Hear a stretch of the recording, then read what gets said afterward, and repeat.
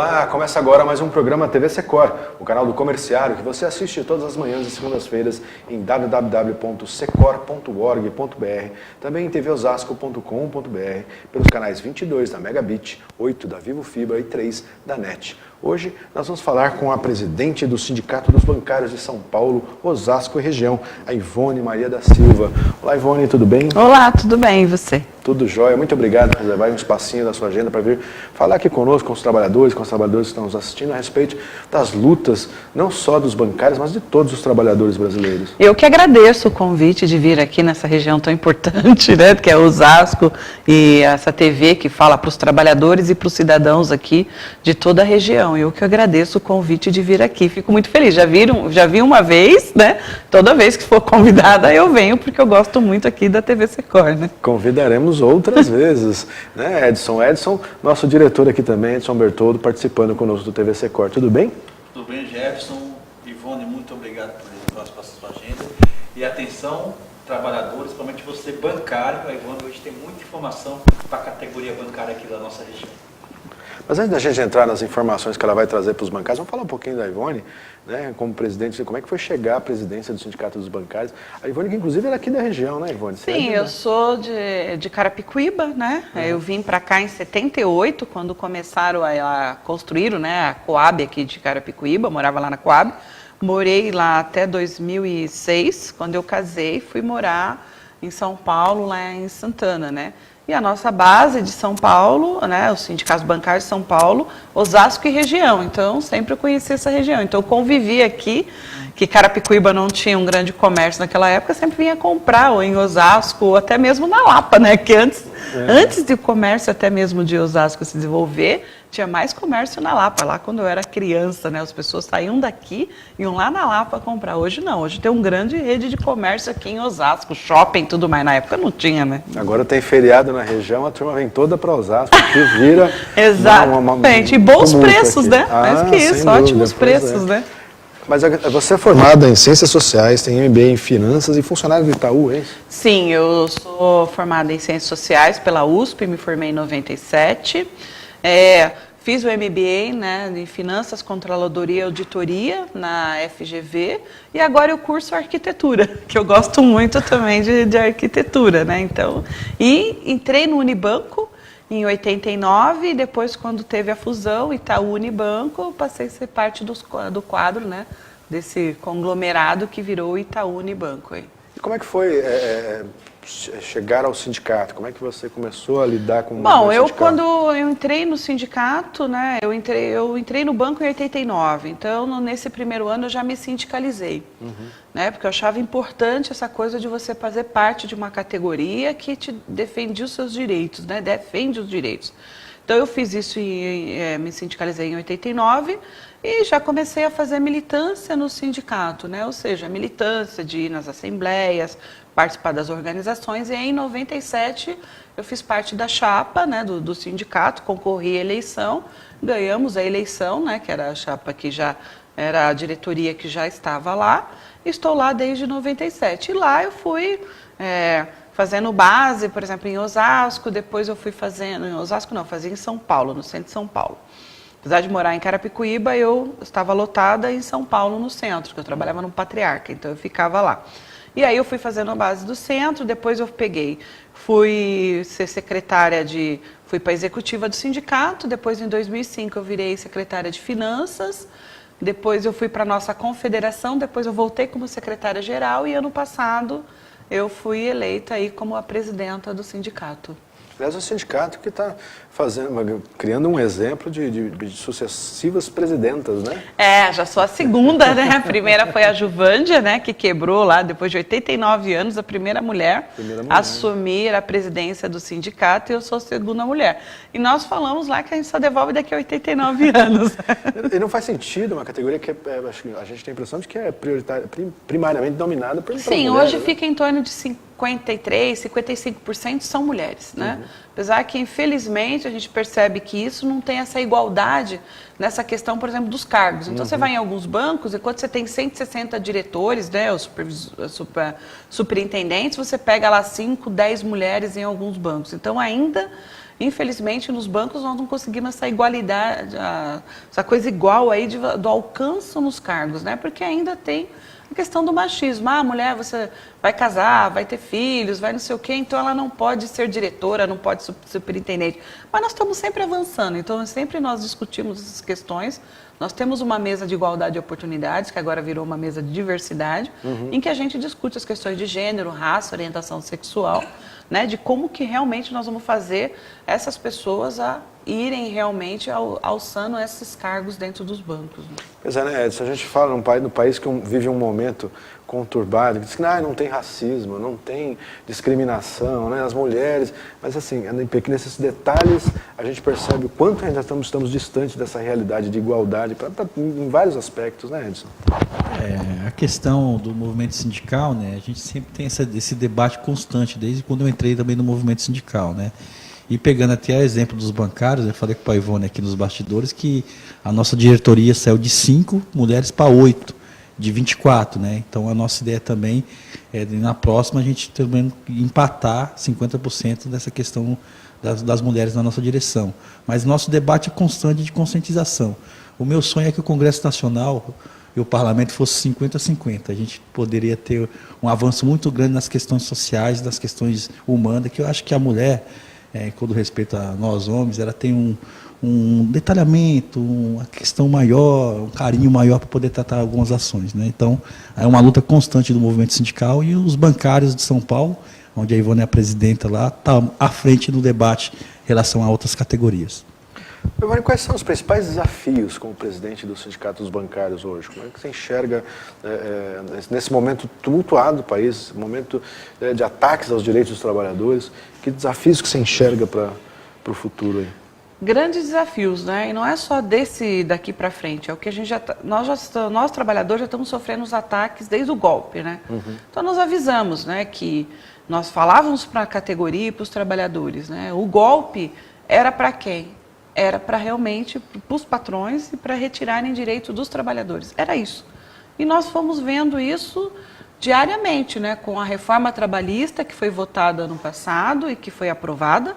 Né? Então, a reforma trabalhista ela é nefasta para a classe trabalhadora, porque ela inclui aí, retira vários direitos e coloca vários pontos que você fala assim, nós lutamos tanto para chegar aqui e agora a gente retroage 20, 30 anos.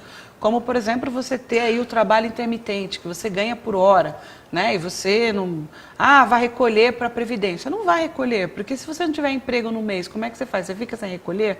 Né? Aí também a reforma da Previdência, que nós trabalhadores conseguimos barrar. Né? Não foi colocada em votação, mas nós sabemos que está aí de novo a ameaça e nós estamos lutando. Então, os desafios para os próximos anos aí, que nós vemos é o seguinte, não perdermos os nossos direitos, realmente continuar lutando para que os direitos tenham, realmente continuem, avancem para os trabalhadores, né?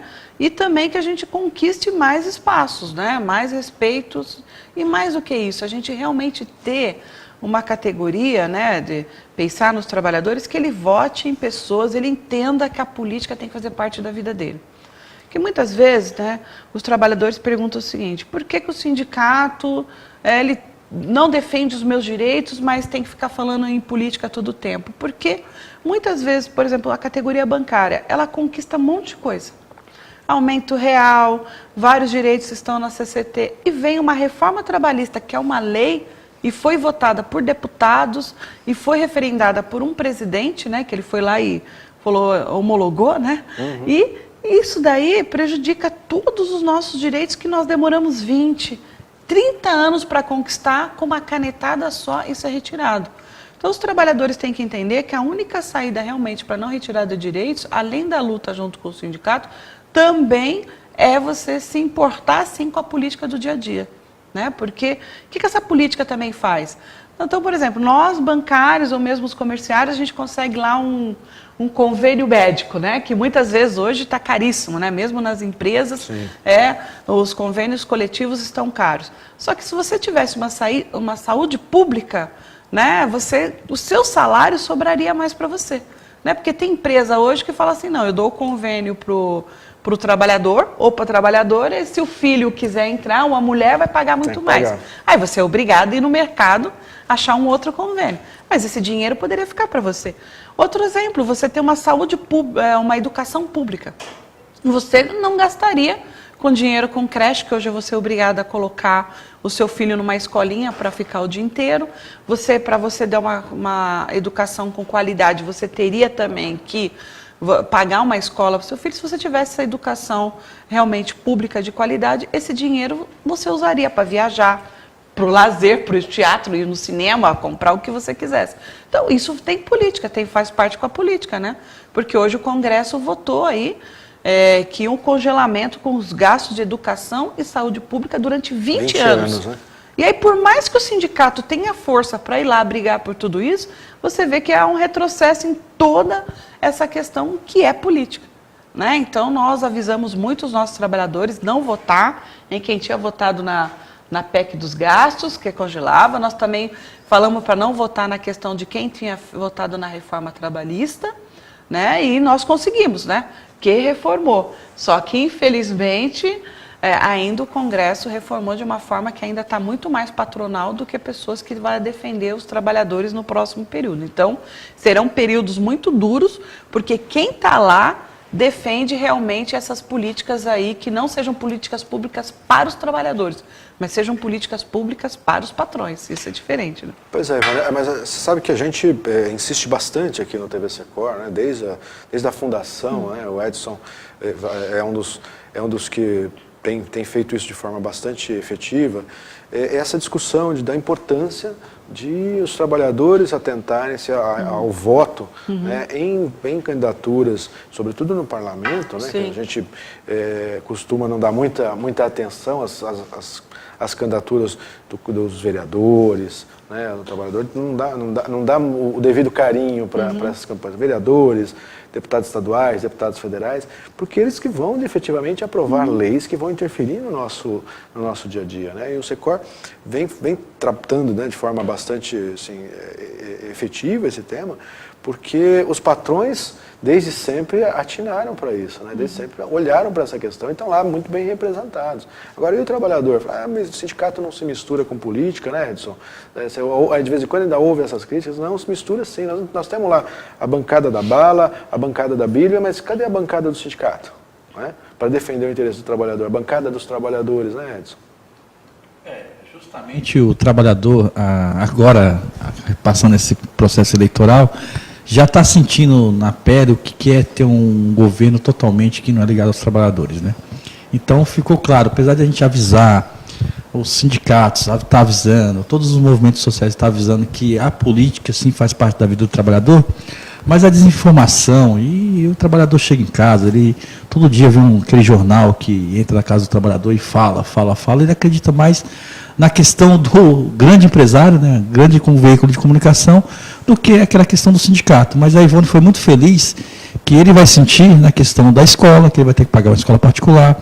Se ele quiser ser atendido, ele vai ter que pagar um convênio médico, entendeu? Então, aquele valor que ele ganha por mês se torna insuficiente, porque esse tipo de serviço tem que ser dado pelo Estado.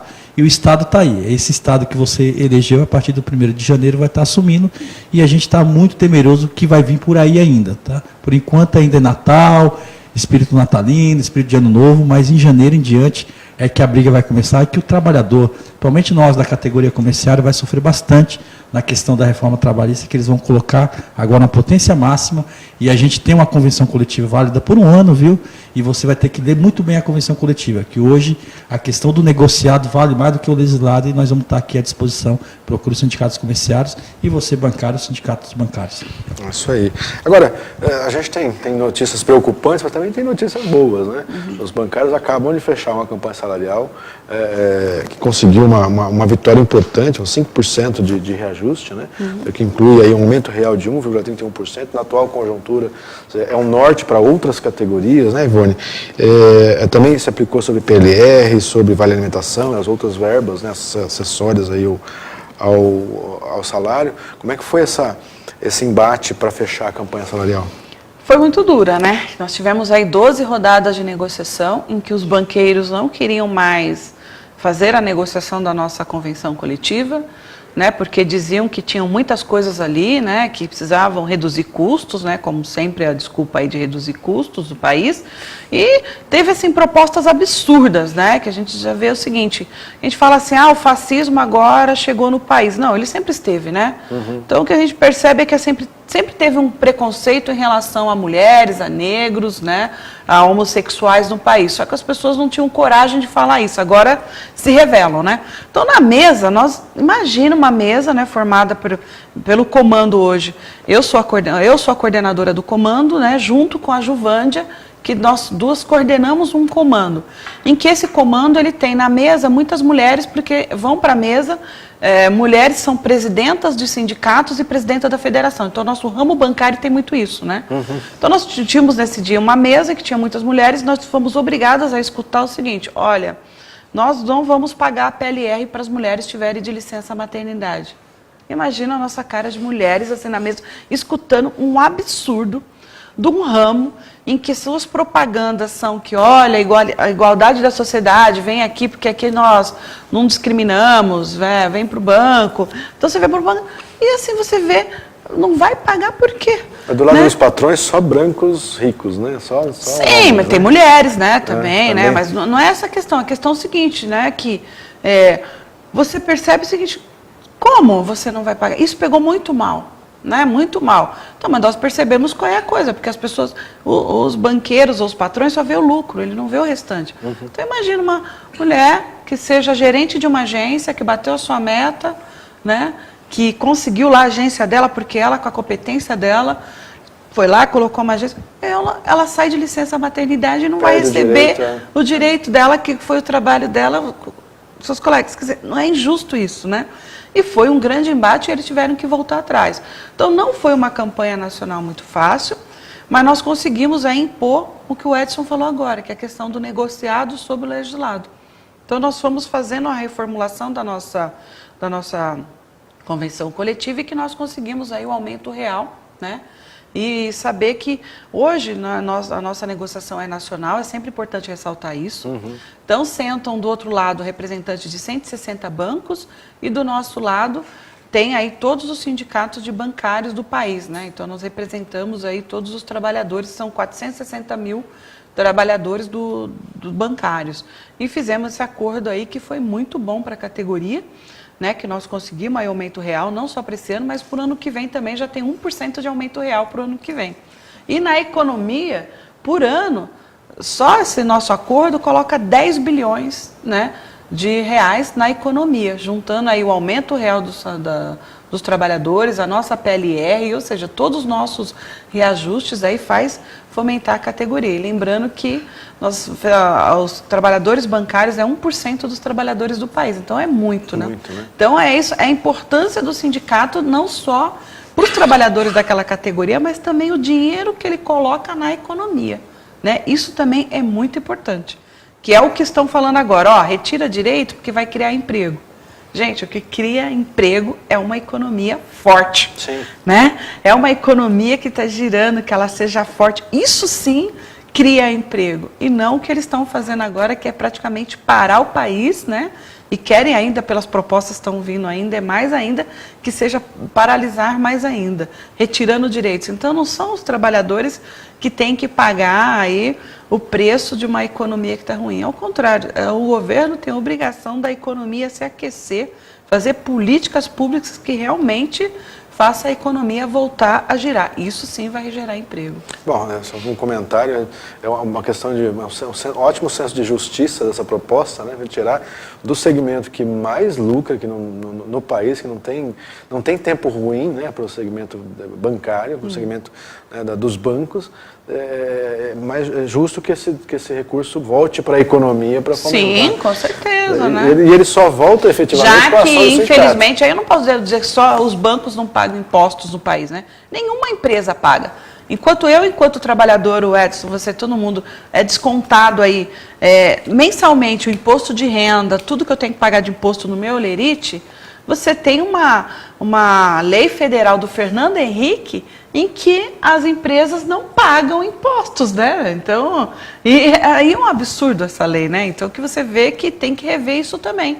Então, porque assim, os trabalhadores estão pagando impostos e as empresas não estão pagando impostos. Então, não é só banco, né? Todas as empresas aí têm isso, que é você não pagar os impostos sobre lucros e capitais. Isso é um absurdo, é uma lei que tem que mudar.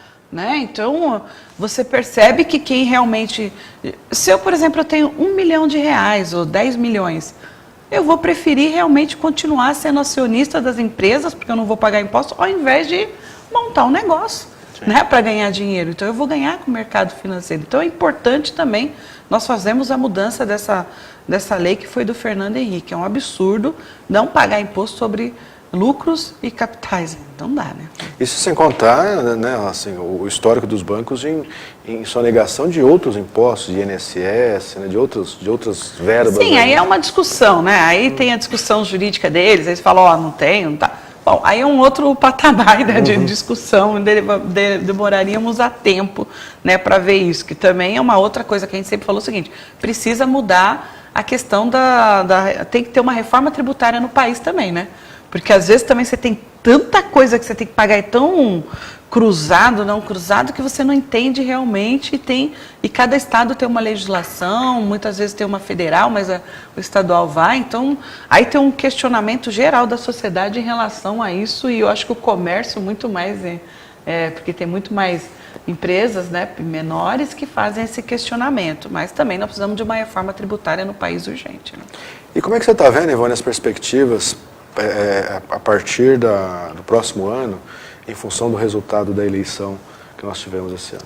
Olha, na minha opinião, é um resultado ruim para os trabalhadores, mas a sociedade escolheu, né? Então tem uma discussão aí, foi justo ou não foi justo usar o WhatsApp? Não. Gente, mas o governo foi eleito. Não foi eleito por 100% da população, nem 50% da população. Ele foi eleito por um pouco mais de 30% da população. Que lembrar que ele teve aí do número de eleitores em torno de 33%, 35% dos eleitores, né? Uhum. Tem um terço dos eleitores votou no outro candidato e um terço nem compareceu para votar. Né? Porque isso, infelizmente, no país, o que a gente tem visto nos últimos 10 anos, é as pessoas sendo desestimuladas em relação a discutir política no país. Sim. Então, assim, a política não serve para nada, e você acaba desestimulando as pessoas até a votarem e escolherem os seus candidatos. O que nós, trabalhadores, sempre estamos falando aí, os sindicatos e tudo mais, é o seguinte, não tem saída para o país a não ser a democracia. A democracia é a coisa mais importante que nós temos no país. E nós lutamos muito para termos aí esse tempo que nós estamos aí, que é recente, de 89 até hoje, de uma democracia no país. Né? Então nós temos que continuar lutando por essa democracia, apesar dos desânimos, às vezes, que as pessoas acham, não vou votar porque não vale a pena sim, porque são as mudanças que se faz nessa questão da política, dos votos mesmo do país. É o que a gente falou no início, né? Assim, depende do nosso voto, a legislação toda que vai regulamentar os nossos salários, os nossos direitos. Então, se não ficar vigilante quanto a isso a todo instante, o controle passa para quem estiver vigilante. E as pessoas também pensam o seguinte, qual é o estado que eu quero? Né? Porque muitas vezes as pessoas têm informações muito controversas na internet. Né? Que elas querem o seguinte, ela quer um estado liberal. O que é um estado liberal? O estado liberal ele é mínimo, né? O estado mínimo em que não dá nada para o cidadão. E, ao mesmo tempo, o cidadão quer um estado do bem-estar social, que é o que a gente vê em vários países. Que é o estado seguinte, eu quero saúde, eu quero transporte, eu quero educação. Então, na verdade, no país, acho que hoje a gente tem que discutir o seguinte: qual é o Estado que eu quero? Né? Porque o Estado que venceu, que vai governar, é um Estado liberal. E ele disse isso nas eleições. Né? E tinha um outro projeto que não era o Estado liberal, que era o Estado de bem-estar social. Né? Que é diferente, que é você optar por ter saúde, educação, renda para todos. Então, era isso que estava em disputa nessa eleição. E também estava em disputa o seguinte: nós defendemos sempre a democracia. Devemos defender a democracia e vamos continuar defendendo a democracia. E também o Estado, ele ser o seguinte, ele não pode ser de uma religião ou de outra religião, ele tem que ser laico. Isso é importante também, né? Porque nós somos um país muito diversificado, de várias culturas, então não dá para você ter a dominância de uma religião ou outra. E nós sabemos que todos os estados do mundo, né, todos os países do mundo que misturaram, ou mesmo na nossa história, que misturaram religião com Estado, sempre deu problema e continua dando problema até hoje. Até hoje, com as exatamente. guerras que nós temos aí, são por causa disso. Então o Estado ele tem que ser assim, tem que dar liberdade para o indivíduo realmente escolher a religião que ele quer, né? Tem que dar liberdade também para, na questão da educação, ela tem que ser democrática, né? Então você tem que ter todos os pensamentos, né? Então, hoje você vê um discurso retrógrado, né? Que dizem a escola sem partido. Não é a escola sem partido, é a escola de um partido Mas só. você não né? acha que esses projetos assim, polêmicos, escola sem partido, o contorno da laicidade do Estado, que em alguns momentos o governo tenta fazer e vai tentar, não é um pouco de desviar a atenção dos problemas reais do país? Sim, é desviar dos problemas reais, por exemplo. Da economia que precisa de Eu acho que ajuste antes importante. nós discutimos até mesmo se a escola tem que ser sem partido ou não, porque para mim é uma frase boba.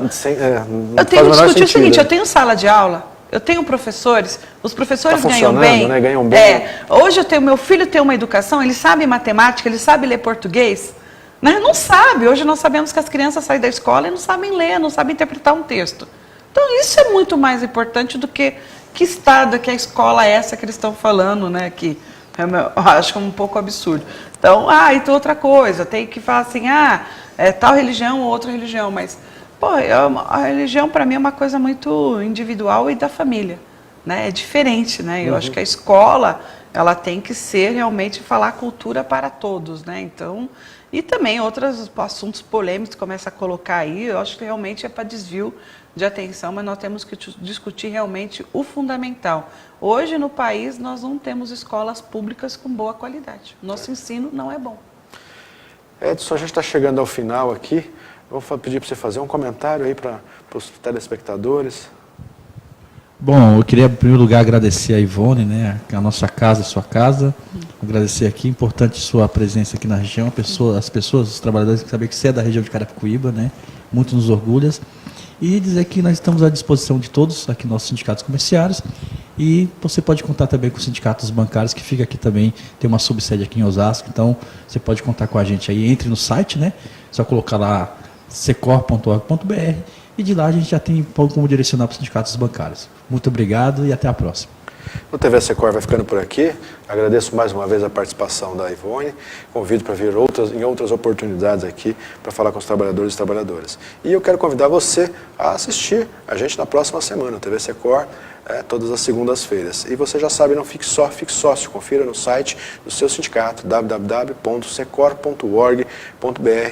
Então tem lá todos os benefícios e vantagens de ser um associado. Agora você conta também com informação em tempo real. Acesse lá o site do Secor e faça lá a opção por receber notificações e você recebe diretamente no seu celular notificações sobre novidades e novas lutas do sindicato. Aguardo você na próxima semana. Até lá.